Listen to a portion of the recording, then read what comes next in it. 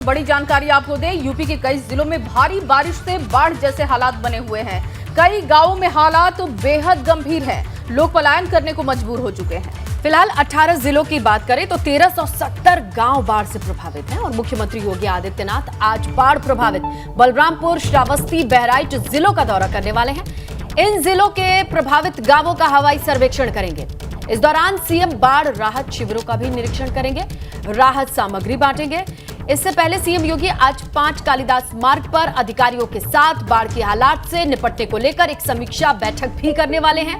अधिकारियों को जरूरी दिशा निर्देश देने वाले हैं और इसके साथ हवाई सर्वेक्षण करके खुद भी वो देख करके आएंगे कि आखिरकार बाढ़ की स्थिति क्या है। 1370 ऐसे गांव हैं जिनकी कंडीशन बहुत बुरी बताई जा रही है। सब कुछ तबाह हो चुका है, सिर्फ पानी ही पानी है। उनका सर्वेक्षण और राहत शिविरों में कैसी व्यवस्था है, इसे देखने के लिए आज मुख्यमंत्री ग्राउंड पर रहेंगे, हवाई सर्वेक्षण करेंगे।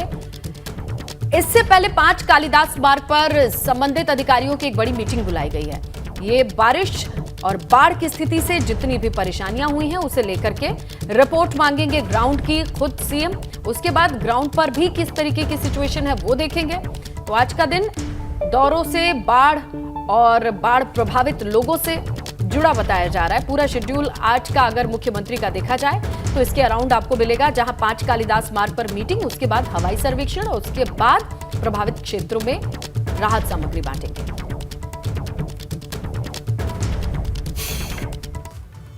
और इधर सिद्धार्थनगर में बाढ़ क्षेत्र का जायजा लेने के दौरान भाजपा सांसद जगदंबिका पाल ने बाढ़ के पानी से बच रहे त्रिलोकपुर थाने के एसओ विद्याधर कुशवाहा को खूब फटकार लगाई। ये वीडियो सोशल मीडिया पर वायरल है। से आपको फोन कर रहे हैं नाव के लिए, एसडीएम नहीं दे रहा है। एसडीएम साहब से बात की, तो क्यों नहीं दिया एसडीएम ने? आपने कलेक्टर से कहा? एसडीएम साहब ने बात किया। क्यों उन्होंने फिर आगे ऊपर नहीं कहा? यहाँ की स्थिति देख रहे हैं आप, बहुत खराब है। आए ना हमारे साथ, और अभी तक आप ट्रैक्टर बैठे थे। मतलब जनता हमसे आके करी, हमसे भी कहिए उतर जाए। और आप जनता के बीच के हो, हम लोग जनता के बीच के हो। आपको केवल जीता न भीगे, क्या किसी की सेवा करें? जनता क्या लेती है पैसा? कि सांसद घूम रहा है, कोई हम इनके खिलाफ कार्रवाई नहीं करने जा रहे। यार आपको इतना दिमाग होना चाहिए कि इतनी जनता आपको घेरे खड़ी है तो आप ट्रैक्टर पर बैठे रहोगे, बाढ़ में 2 कदम चलोगे नहीं। हम कुछ इस समय नहीं कर पाएंगे, आप कुछ नहीं कर पाएंगे। मैंने अभी की एसपी से तारीफ किया, इन्होंने कम से कम आपको फोन किया, 3 दिन से एसडीएम से मांग रहे हैं, फोन किया ना? क्या इनको स्टीमर मिला नहीं मिला, चाहे नाव मिले बात ने रोक किया था। हेलो, आए तक नहीं। चलिए अब बात उत्तराखंड की खबरों। देखिए, बड़ी खबर यह है कि देहरादून में आज 11 बजे धामी कैबिनेट की एक अहम बैठक होने जा रही है, जिसमें कई अहम फैसले हो सकते हैं। और सूत्रों के हवाले से ये खबर है कि धामी कैबिनेट में महिला आरक्षण से जुड़ा प्रस्ताव पास किया जा सकता है। इसके अलावा कैबिनेट की बैठक में कई अहम मसले भी रखे जाएंगे, जिसमें कर्मचारियों के बोनस भत्ते को लेकर भी कोई फैसला आ सकता है, यानी दिवाली बोनस पर कुछ फैसला बन सकता है। सूत्रों के मुताबिक उत्तराखंड में समाज कल्याण विभाग के अंतर्गत अनुसूचित जाति के लिए अटल आवास योजना अब प्रधानमंत्री आवास योजना ग्रामीण की तर्ज पर संचालित की जाएगी, जिसके लिए प्रस्ताव तैयार किया गया। इस प्रस्ताव पर आज कैबिनेट का रुख क्या रहता है, ये 11 बजे की बैठक के बाद साफ हो जाएगा। निर्देश ये है कि अधिकारियों को भेजा गया है ये तमाम मसौदे तैयार करने के। उम्मीद जताई जा रही है कि आज के इस बैठक में शहरी विकास, वित्त विभाग से संबंधित कई फैसलों पर मुहर लग सकती है। कई विभागों की नियमावली में संशोधन भी प्रस्तावित था, उससे भी जुड़ी कोई अपडेट आ सकती है। तो उत्तराखंड में कैबिनेट बैठक आज बहुत अहम प्रस्तावों के साथ होने वाली है। देखना यह होगा कि किन किन प्रस्तावों पर मुहर लगती है। और वहीं पीएम नरेंद्र मोदी छोटी दिवाली यानी कि 23 अक्टूबर को केदारनाथ धाम के दर्शन करने पहुंच सकते हैं, ये बड़ी जानकारी मिल रही है। कार्यक्रम के मुताबिक प्रधानमंत्री 23 अक्टूबर को केदारनाथ धाम के दर्शन करेंगे और इसके साथ ही वो धाम में मास्टर प्लान के तहत चल रहे कार्यों का भी जायजा लेंगे। अभी हाल ही में मोदी ने वीडियो कॉन्फ्रेंसिंग के जरिए केदारनाथ में चल रहे कार्यों की समीक्षा की थी और पीएम मोदी केदार दर्शन के बाद बद्रीनाथ दर्शन को भी जाएंगे। और इसके साथ ही प्रधानमंत्री मोदी का सीमांत इलाकों में सेना के जवानों से मुलाकात का भी कार्यक्रम बताया जा रहा है। दरअसल प्रधानमंत्री नरेंद्र मोदी का केदारनाथ से खास लगाव रहा है। वो कई बार केदारनाथ धाम आ चुके हैं। यहां चल रहे पुनर्निर्माण कार्यों की मॉनिटरिंग वो खुद करते हैं। पिछले दिनों ड्रोन के जरिए उन्होंने पीएमओ से निर्माण कार्यों की समीक्षा की थी। आपको ये भी बता दें कि इस साल केदारनाथ के कपाट 27 अक्टूबर और बद्रीनाथ धाम के कपाट 19 नवंबर को बंद होने जा रहे हैं।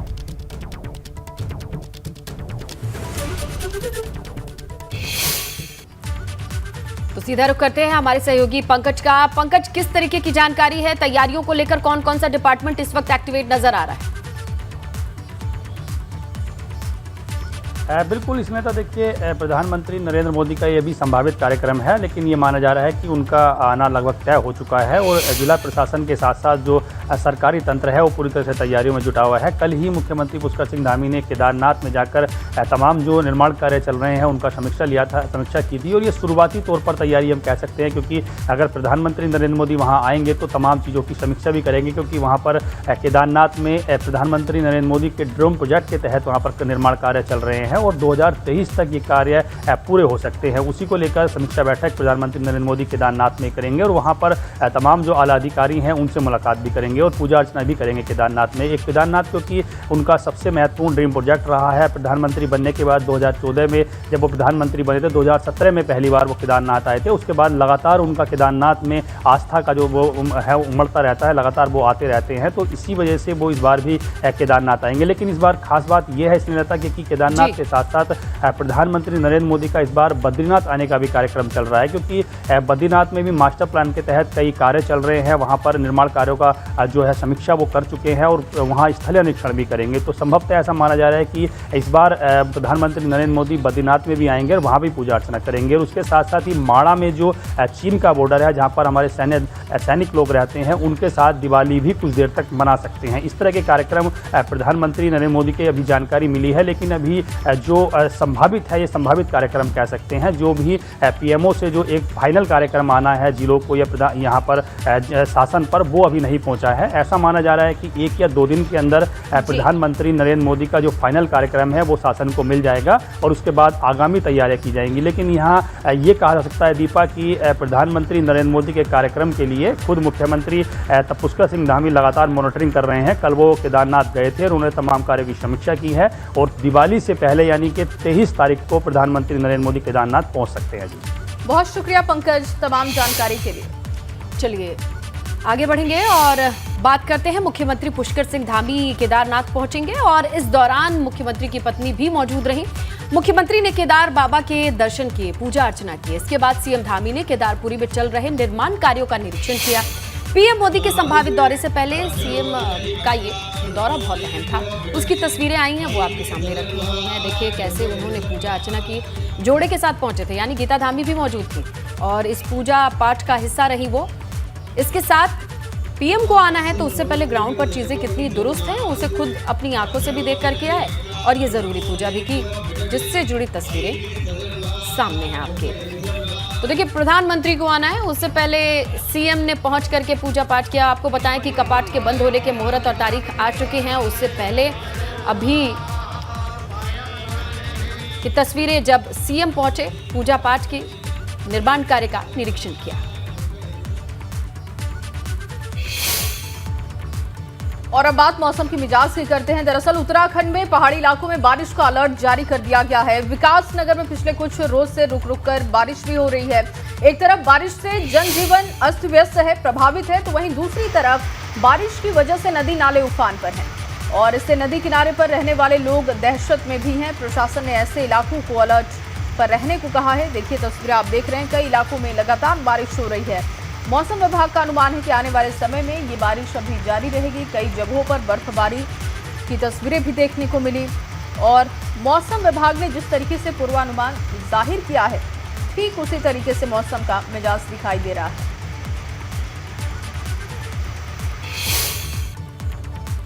तो देखिए धारचूला में मौसम का मिजाज बदल गया है। पहाड़ी इलाकों में बारिश की वजह से काली नदी का जलस्तर बढ़ा बताया जा रहा है। धारचूला में काली नदी खतरे के निशान से ऊपर है। प्रशासन अलर्ट मोड पर है और लोगों से नदी के किनारे नहीं जाने की अपील की गई है। तो देखिए लगातार बारिश का असर यह है कि काली नदी का जलस्तर बढ़ा हुआ है। तस्वीरें बयां कर रही हैं कि खतरे के निशान से ऊपर बह रही काली नदी का ये रौद्र रूप है। आसपास के जो गांव हैं उन्हें ये सूचित कर दिया गया है कि नदी के किनारे नहीं जाएं। प्रशासन अलर्ट मोड पर है। खासकर आपदा प्रबंधन विभाग के लिए ये अलार्मिंग सिचुएशन है कि जैसे ही पहाड़ी क्षेत्रों में नदियां खतरे के निशान को ऊपर जाएं तो उन्हें सतर्क रहना ही होता है। इसके अलावा आप देखिए कि आसपास के क्षेत्रों में लोगों से अपील की गई है कि नदी के किनारे जाने से परहेज करें। और वहीं पिछले कई दिनों से हो रही बारिश की वजह से खटीमा में नानकमत्ता सागर के जल स्तर में बढ़ोतरी देखी गई और इसी को लेकर सिंचाई विभाग ने बैराज के सभी गेट खोल दिए। अब ये पानी उत्तराखंड समेत यूपी के कई इलाकों में बाढ़ की वजह बन सकता है और ऐसे में प्रशासन की तरफ से चेतावनी जारी की गई है कि लोग चौकन्ने रहें। हो रही है तो बांध की सुरक्षा की दृष्टि से लगभग 4000 क्यूसेक पर सेकंड के हिसाब से पानी सीधे से निकाला जा रहा है और अभी HFL बहुत ऊपर है। हमारा जो वास्तविक लेवल है 701.07 का लेवल है इस टाइम। तो देखिए, नैनीताल में बारिश की वजह से आम लोगों की मुश्किलें बढ़ गई हैं। बारिश की वजह से पहाड़ों में भूस्खलन है तो कई मकानों पर खतरा है। ग्रामीणों ने प्रशासन से मदद की गुहार लगाई है। लोग मांग कर रहे हैं कि प्रशासन को फौरन एक्शन लेना चाहिए जिससे कि उनके आशियानों को बचाया जा सके।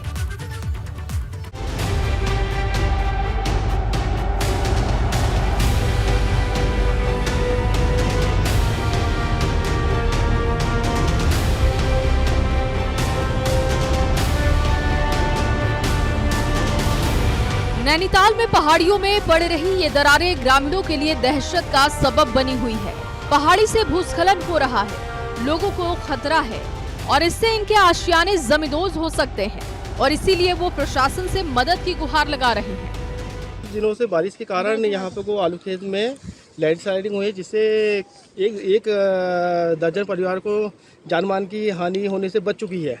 लेकिन अगर बारिश इस तरह से रही तो आगे भी क्या लोगों को जान की हानि हो सकती है। लेकिन प्रशासन को पिछले बार हमने कागज तौर पे हमने लिखित के तौर पे दिया था, लेकिन उन्होंने आज तक कोई कार्रवाई नहीं करी उनके द्वारा।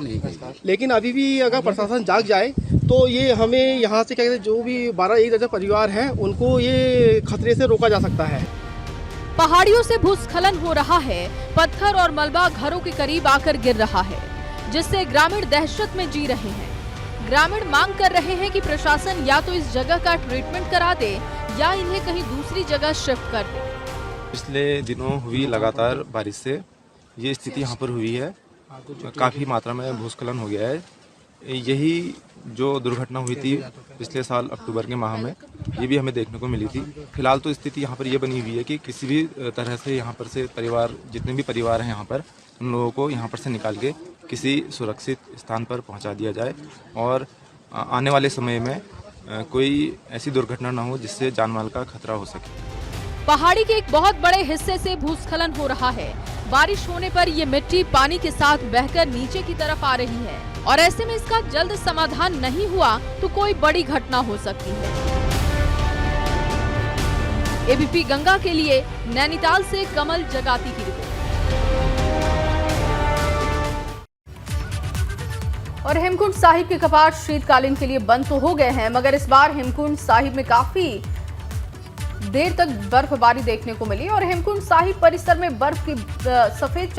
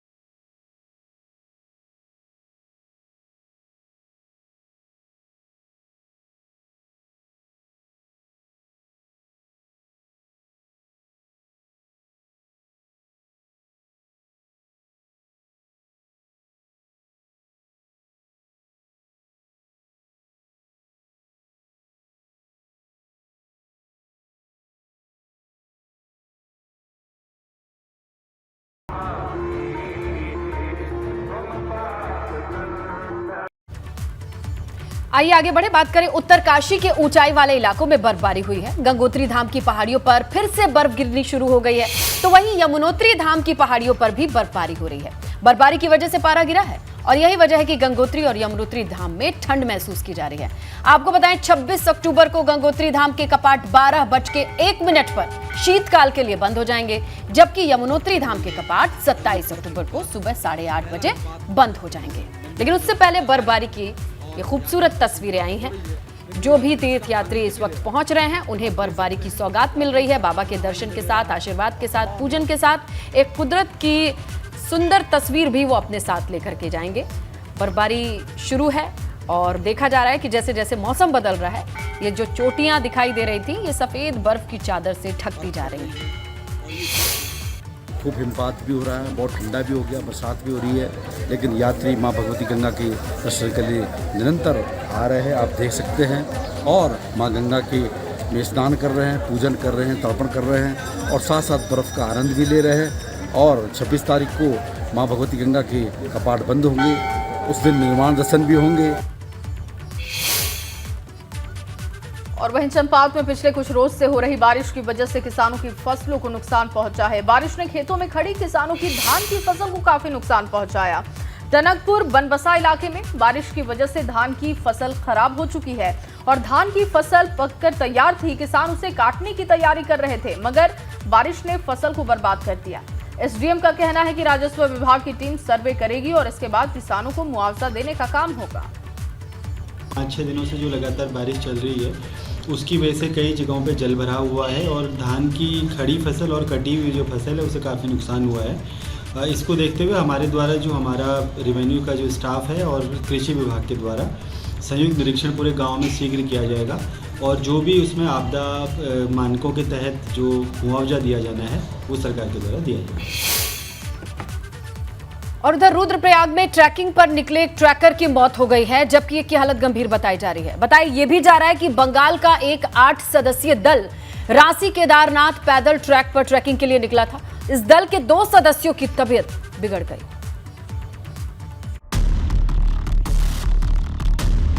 बैग खोल लीजिए, इसको खोल लो, बैग को। बर्फीले पहाड़ों में रोमांच का अपना मजा है। बर्फीले पहाड़ों की यही खूबसूरती खतरे के खिलाड़ियों को हजारों मील से खींच लाती है।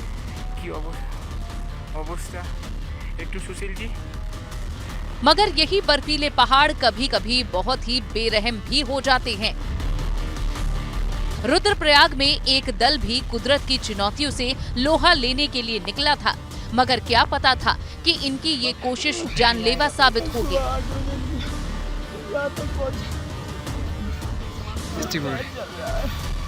केदारनाथ धाम से 6 किलोमीटर दूर महापंथ ग्लेशियर पर फंसे एक ट्रैकर की मौत हो गई। इस इलाके में जबरदस्त बर्फबारी हो रही है। इसी दौरान एक ट्रैकर की जान चली गई, जबकि एक ट्रैकर की हालत खराब है। उसे एसडीआरएफ की टीम रेस्क्यू कर अस्पताल लेकर आई है। बंगाल से आए 10 लोगों का एक दल 2 अक्टूबर को केदारनाथ रांसी ट्रैक पर ट्रैकिंग के लिए निकला था। दल के 8 सदस्य तो सकुशल लौट आए थे, मगर 2 लोग कहीं लापता हो गए। ये दोनों लोग 2 दिनों तक बर्फीले माहौल में फंसे रहे। रेस्क्यू टीम को इन्हें खोजने के लिए भी 2 दिन का समय लग गया। जब मदद पहुंची, एक ट्रैकर की जान जा चुकी थी। आराम से। एबीपी गंगा के लिए रुद्रप्रयाग से रोहित डिमरी की रिपोर्ट। ब्रेक के बाद स्वागत है आप सभी का। चलिए आगे बढ़ेंगे। यूपी एटीएस ने जिन 8 संदिग्ध आतंकियों को गिरफ्तार किया उनमें से एक रुड़की का भी बताया जा रहा है। बताया ये भी जा रहा है कि जिस युवक को यूपी एटीएस ने गिरफ्तार किया उसका नगला इमरती में घर है और हरिद्वार में कपड़े के फेरी का वो काम करता है।